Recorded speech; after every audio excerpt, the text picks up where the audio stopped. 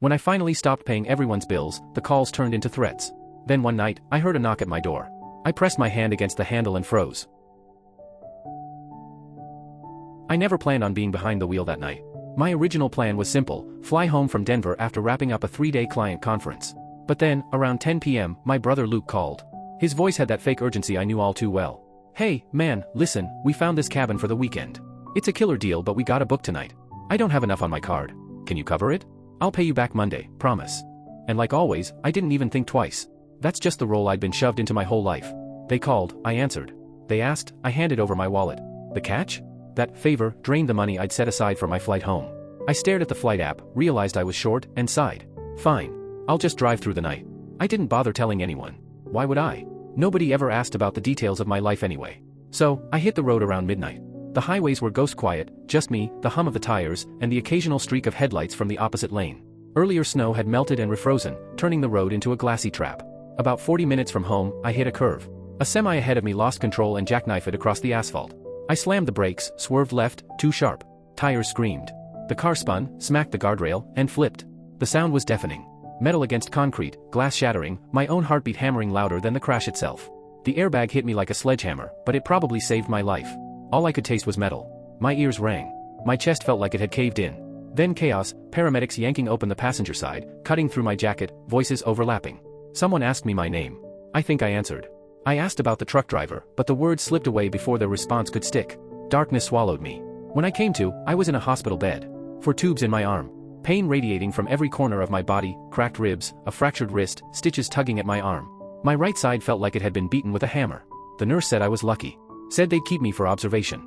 Has anyone been here for me? I croaked. She glanced at my chart, shook her head gently. The paramedics had called all my emergency contacts. Left messages. But no one had shown up. I stared at the ceiling tiles for hours, phone clutched in my good hand, battery dropping to 12%. Not a single call. Not a single text. My body ached, but that silence cut deeper than anything physical. Then, at 9:30 a.m., my phone buzzed, not with a message for me, but with a notification from Instagram. My brother. A photo of him, my sisters Erin and Michelle, and my parents. All crammed into an SUV, energy drinks in hand, grins plastered across their faces like they were heading to Coachella. The caption? Road trip with the real crew. My heart sank. I read it once. Twice. 3 times. Checked the timestamp over and over, praying I was wrong. But no. That post had gone up less than an hour after my crash. They knew. They knew I was lying in a hospital bed, tubes in my arm, body broken, and they left anyway. No big fight. No dramatic fallout. Just a quiet snap inside me, like a rope that had been stretched too tight for too long. For years, I had been their fallback guy. The one who covered beach rentals, textbooks, emergency dental bills. The one who bailed them out one week and funded their vacations the next. They'd say thank you in passing, but never once asked how I was doing. I didn't expect it anymore. I just gave, and gave, and gave. But when I finally needed someone, not for money, not even for help, just to be there, they chose a cabin weekend over me. So, I stayed quiet. Didn't reply. Didn't comment. Just lay there, bruised and bandaged, letting it all sink in. Maybe, I thought, someone would reach out later. 4 days passed. 4 long days. My body slowly healing, my phone still quiet. Then suddenly, buzz, buzz, buzz. 41 missed calls. And right below it? A Venmo request. $3,100. Cabin weekend. Everyone's chipping in. As if that wasn't enough, a text from my mom popped up. Call back. It's urgent. We can't fix this without you. And that was it. That was the day I stopped being their safety net. The day I finally saw my family for who they really were. But walking away from that role? That's where things really began to change. I didn't answer. Not to the Venmo request. Not to the 41 missed calls. And definitely not to my mom's text that said, call back. It's urgent. We can't fix this without you. I remember just staring at my phone from that stiff hospital bed, ribs wrapped so tight it hurt to breathe. And that message, it made something click in my head, but not in the way she meant it to. I realized she wasn't reaching out because I had almost died. She wasn't calling to see if I was okay, or to make sure I wasn't lying in that hospital room alone. No. She was calling because something had gone wrong for them. And when it was about them, that was urgent. My crash? My blood on the highway? That didn't count. The next morning, when they finally discharged me, I was limping so badly I had to lean against the wall just to steady myself. The nurse asked, do you have someone picking you up? I didn't even pretend to scroll through my contacts. Just said, no, ordered a rideshare. The driver tried to chat the whole way, sports, weather, even asked if I was okay because I still had the hospital band on. I just stared out the window, let the silence stretch. I didn't know him my story. When I finally walked into my apartment, it felt foreign. Like stepping into a life I hadn't really lived in years. Everything was exactly where I had left it, quiet, clean, untouched. No chaos. No noise. I dropped onto the couch, still in my hospital wristband, and just sat there staring at the wall for 10 minutes. I could feel every bruise, every cracked rib. But you know what? The pain from my family's silence hurt worse than any fracture. And still, I slept better that night than I had in years. The next morning, I woke up with a kind of clarity I hadn't felt in forever. I grabbed a notebook and made 2 columns. On the left, I wrote down every monthly payment I made for my family. My mom's medication. My dad's half of the mortgage. Aaron's grad school loan. Michelle's car lease. Luke's temporary credit card debt I'd been covering for 19 months. Netflix, gym memberships, utilities, subscription services, all of it. When I tallied the total, I just sat there staring at the number, $2,780. Every single month. On the right column, I wrote the names of people who had actually checked on me while I was lying in that hospital bed. 3 names. That was it. My grandmother, she'd called every night since she found out. My Uncle Keith, he even offered to drive across state lines to come get me if I needed him. And Brian, a coworker I barely spoke to outside of meetings, who sent a voice message saying he'd order food to my place if I couldn't manage. No questions asked. That was the full list. Not my mom. Not my dad. Not my sisters. Not Luke. I stared at that page until it all became crystal clear. Then I opened my banking app. One by one, I started shutting everything off. Canceled every automatic transfer. Ended the cable at my parents' house. Cut Michelle's gym pass. Pulled the plug on the electric bill Luke had so conveniently left in my name. No warning. No long speeches. No drama. Just, gone. By afternoon, Luke messaged again. Hey, bro, the cabin trip went a little over budget. Pretty sure you missed the Venmo request. He even threw in a laughing emoji, like this was some private joke between us. Said he'd appreciate me sending the payment soon so everyone's even. I left him on read. Later, Michelle called. I let it ring. Then Aaron. Then my mom. My dad. By dinner, 10 missed calls stacked up. The next morning, my mom texted again, "What's going on? You know we've always been there for each other." I stared at that screen and felt something I hadn't let myself feel in years, clarity. They really believed it. They thought this was balanced. That me constantly plugging holes in their lives while they went on trips and posted selfies was the same thing as family helping family. That me draining my savings to keep them comfortable was just what older brothers, sons, uncles are supposed to do. But for the first time in my life, I finally understood something. They didn't need me. They needed what I gave them. And now they didn't have it. For the first time, they were going to have to figure it out themselves. And me? I was going to sit back and watch it all unfold. It didn't even take 2 full days for the cracks to start showing. Luke was the first to fold. The morning after I shut everything down, he sent me a text like nothing had happened. "Yo, can you spot me $150 until Friday?" Like we hadn't just gone silent after my crash, like I hadn't been lying in a hospital bed while he was chugging energy drinks on his way to a cabin trip. I didn't answer. 5 minutes later, another ping. "Okay, seriously, did I do something? Just let me know, man." Still nothing from me. By that evening, the guilt train started rolling in. Aaron fired off a group text. "Hey, we need to talk. This family's falling apart." As if I was the glue holding everything together, and the second I went quiet, their world collapsed. Then Michelle called. She even left a voicemail, her voice perfectly calm, too calm. The kind of tone you use when you rehearse something 5 times in the mirror.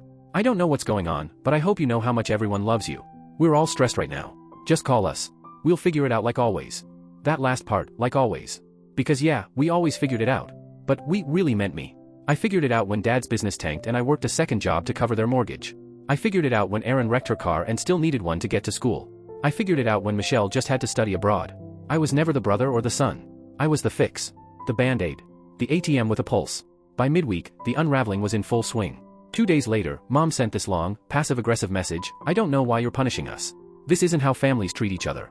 No mention of the accident. No mention of the hospital. Just frustration that I wasn't playing my part anymore. Then the real problems started showing. Michelle's car payment bounced. She texted me screenshots of the overdue notice like it was my problem. "Hey, I think there's a mistake with the transfer." I ignored it. Aaron sent me an email, yeah, not a text, an email, asking if I could reinstate the loan payment just for this month. Temporary, she called it. It was always temporary with them. And then came Dad. 3 calls back to back. Then a voicemail that wasn't angry, wasn't even confused, just tired. The mortgage payment didn't go through. If something's changed, you should have been man enough to say so. Man enough. I almost laughed. Where was that talk about being man enough 4 days earlier, when I was lying in a trauma ward, tubes in my arms, chest wrapped in tape? That's when it hit me like a punch in the gut. They weren't sorry. They weren't reaching out because they realized they'd abandoned me. They were reaching out because their comfort was interrupted. It wasn't me they missed. It was the version of me that always said yes. Then the outside pressure started. Calls from unfamiliar numbers. I thought it was spam until I realized Erin had handed my number to one of her classmates. Apparently, they were supposed to talk some sense into me. Michelle had one of her friends DM me on Instagram, telling me I was hurting everyone. And Luke?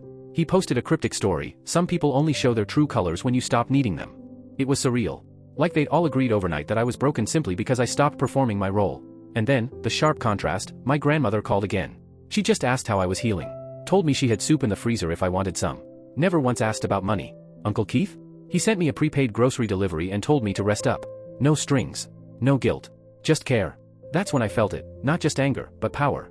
For the first time in my life, I wasn't being used. I wasn't being manipulated. I was in control. And one by one, I was closing the doors they'd always walked through. The panic was only beginning to ripple through my family. And me? I wasn't even close to done. By the end of the week I'd stopped counting the missed calls, they didn't trickle in anymore, they multiplied. My phone was a buzzing hive. Michelle blew up my line 10 times one morning, Aaron fired off another email and looped Dad in like it was high drama. Luke, bless him, tried to bait me publicly, tagging me in some old family photo with the caption, "Family sticks together, even when it's hard." Cute. Very performative. All of it felt choreographed, like they were standing around a stage waiting for me to take a bow. Any bow. Any reaction. I gave them none. Instead, I turned my attention to a thing they had conveniently forgotten existed, the family business.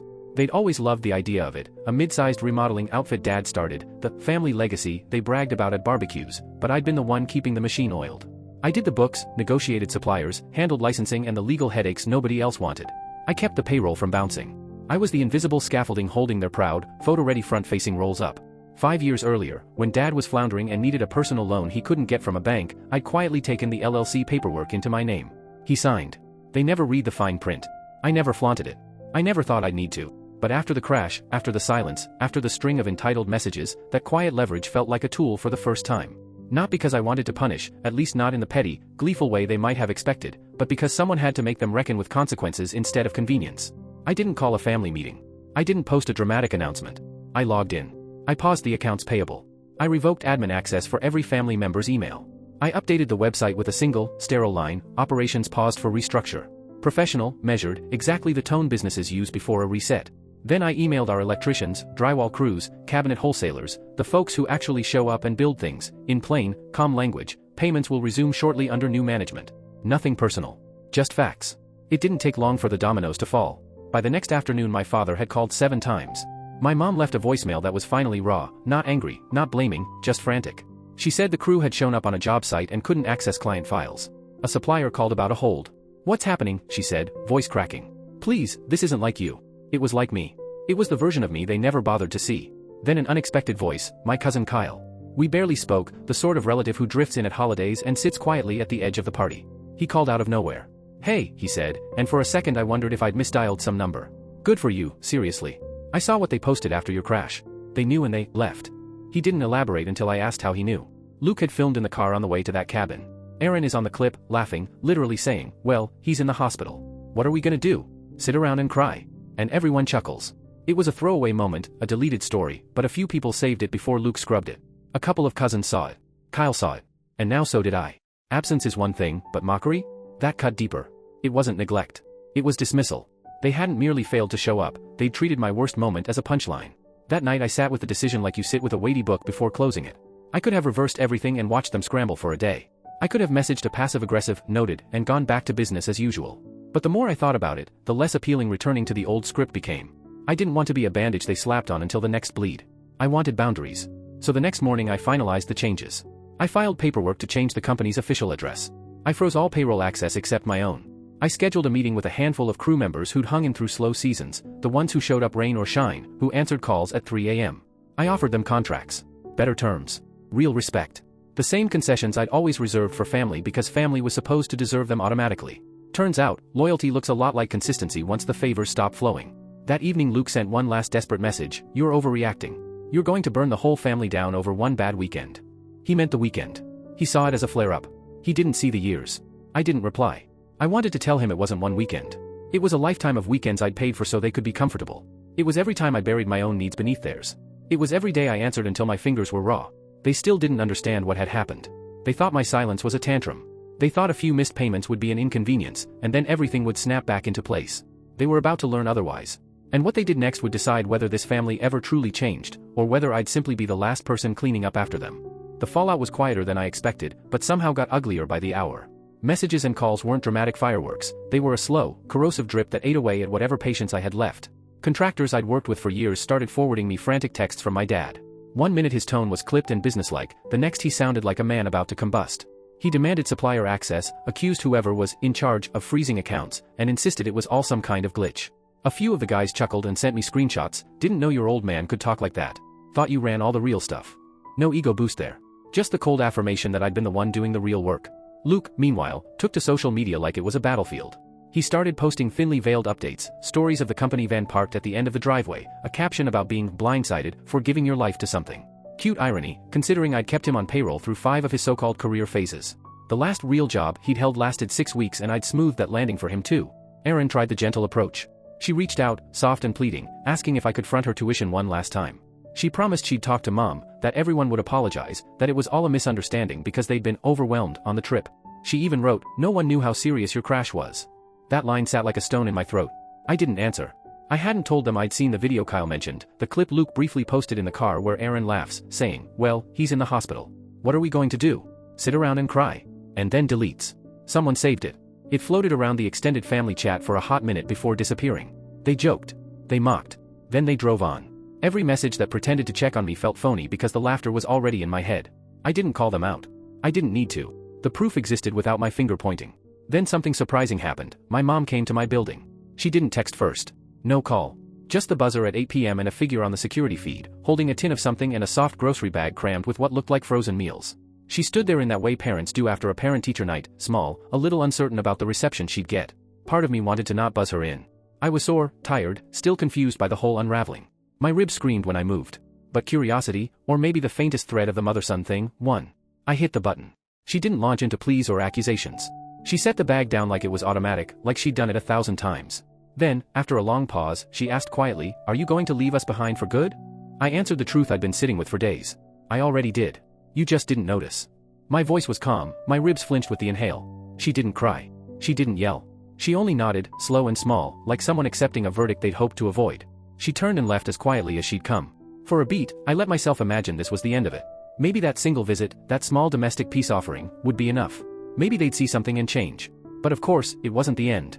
Within 48 hours, the tone shifted again. Supplier emails escalated into threats of work stoppages. A longtime client, the one with the kitchen remodel that had been our bread and butter account, called furious, asking why crews weren't on site. Payroll hiccups turned into HR questions. My phone started ringing with numbers I didn't recognize, lawyers, a municipal licensing office, and then, the one that made me sit up harder than any of it, a voicemail from a collections agent saying a creditor was filing for a lien. I sat on the couch, the apartment dim, the hospital wristband still on my arm because my mind refused to let me cut that tie. The air conditioner hummed. Outside, someone laughed down the block. I scrolled through the latest messages and then froze at one new notification, a missed call, timestamp 2:12 a.m. My chest tightened. I debated sleeping, taking the medicine, and letting it all wait until morning. But then there was a faint knock at the door, soft, deliberate. 2 more knocks followed, in quick succession. I didn't recognize the rhythm. My phone vibrated again. Another unknown number. The hallway light threw a thin rectangle across my floor. I pressed my palm against the door and listened. Footsteps stopped in the corridor. A muffled voice said my name. Then, a second voice I'd heard 1,000 times in family gatherings, low, rough, a mix of pride and entitlement, said, "Open up. We need to talk." I could feel the old script pressing at the edges of my resolve. The door handle jiggled. I had to decide, right then, which version of me would answer it. 3 days later, I got something I hadn't seen in years, a real letter. Not an email. Not a text. A handwritten envelope with my name on the front. The kind of thing that makes you stop before tearing it open. It was from my grandmother. Inside was a simple note in her careful script, "You've done the right thing, even if it feels heavy. I've been watching this for years. I knew it would come to this eventually. Just don't forget to leave space for peace when you're ready." Taped to the bottom was a folded check. $3,100. The exact amount my family had demanded from me for the cabin weekend. But it wasn't guilt money. It wasn't a payoff. It was her way of saying, "You don't owe them. They owe you. And I know which side I'm on." I didn't cash it. Still haven't. But I kept it. Because for the first time in years, I wasn't alone. And that mattered more than anything. By the 3rd week, the noise finally stopped. No more morning texts. No more missed calls piling up. No frantic voicemails. No carefully rehearsed half apologies. At first, I thought it was a pause, the calm before another guilt storm. But it wasn't. It was surrender. They finally understood, I wasn't coming back. There was no version of this where I returned to being the family's safety net. No more fixer. No more backup plan. No more unpaid emotional labor dressed up as love. Whatever image they'd carried of me, steady, reliable, the one who always showed up, it was gone. Because when it mattered most, they hadn't. The business kept moving forward. Smaller now, tighter, but cleaner. Healthier. I kept only the crew that showed up, worked hard, and didn't expect shortcuts. Progress was slower at first, but it was honest. I passed daily operations to 2 guys I trusted and focused on strategy and finance, the parts one actually enjoyed. Consulting offers started trickling in. For the first time, I was building something for myself. Not for the family. For me. I didn't make an announcement. I didn't torch bridges in some dramatic finale. I just walked away. Luke ended up on the night shift at a fulfillment center near the freeway. He told one of the drywall guys it was temporary. But I knew better. That was the job now. No more handouts. No more company van. Just reality. Erin pulled out of grad school. She posted on social media about taking a mental health break. Her old professor actually emailed me asking for a recommendation, not realizing what had happened. I left the email unanswered. Michelle sold her car quietly and moved back in with my parents. They called it temporary, too. But I'd seen their version of temporary, the kind that stretches into years. And my mom? She tried one last time. A Sunday night text around 9 p.m. She said she'd been thinking about everything. That the family dinners weren't the same. That she missed hearing from me. She asked if I'd consider dropping by sometime soon. I stared at the message for a long while. Not because I was tempted, but because for the first time I felt nothing. No anger. No sadness. Just stillness. Like standing outside a house you used to live in, one that never felt like home, and realizing you don't miss it. You never did. I didn't answer. The next morning, I booked a plane ticket to Oregon. A place I'd always wanted to see but never had time for. I rented a cabin in the woods and spent a week surrounded by fog and pine and silence. No favors. No obligations. Nobody asking for anything. Just me. And for the first time in my adult life, I felt what it meant to exist on my own terms, not as a bank, not as a lifeline, not as a backup plan. Just as myself. I still talk to my grandmother. Still stop in to see Uncle Keith. They never bring up the family split, because they don't have to. They'd seen it brewing in slow motion for years, the same as I had. My grandmother still sends cards, sometimes with notes, sometimes with checks I'll never cash. Not because of the money, but because of the gesture. That's what real love looks like. People say family is everything. But no one ever talks about when your family is the thing weighing you down. When love comes with strings. When loyalty is only one-sided. It took a crash, literally, for me to finally see it. And I'm not angry anymore. I'm not waiting for apologies. I'm not hoping for change. They have their lives. I have mine. The difference? I built mine on truth and peace. They built theirs on borrowed time. And I'm no longer the one paying for it.